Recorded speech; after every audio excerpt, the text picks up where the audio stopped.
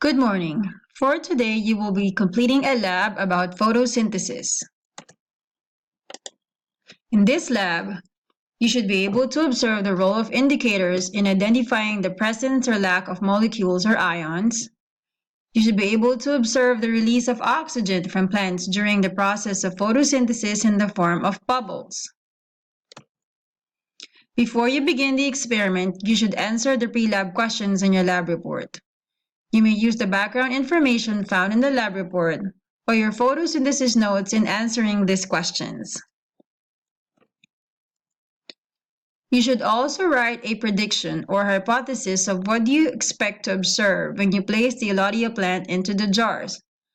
Make sure you explain why you arrived at that conclusion.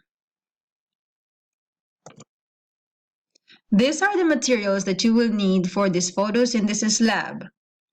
5 jars, and make sure to label each jar with specific numbers 1 to 5.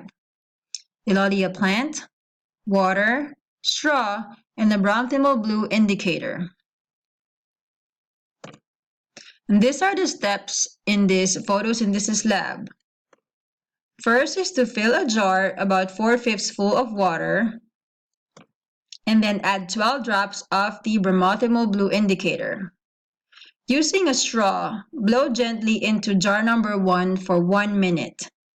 In a day or two, the mixture in the jar should change colors. Allow the color to change without altering the amount of water or brown thimble blue.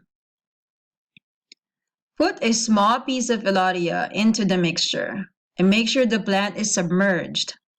Seal the jar. Allow the jar to sit in the sun or under a light for 45 minutes and make observations the next day. Repeat the process for jars number 2 to 5, but with different changes in the setup. Jar number 2 is no sun. Jar number 3 is unsealed. Jar number 4 will have 2 times the amount of Elaudia, and jar number 5 will have 2 times the amount of carbon dioxide in the water.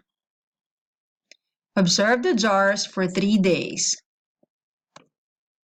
Record all your data in the data tables found in the lab report. Make sure to also answer all the analysis questions found at the bottom of the data tables.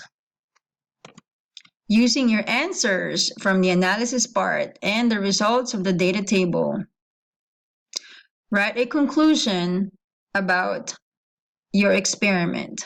Make sure to include what you wrote for your hypothesis and also to research additional information that can help you answer your conclusion.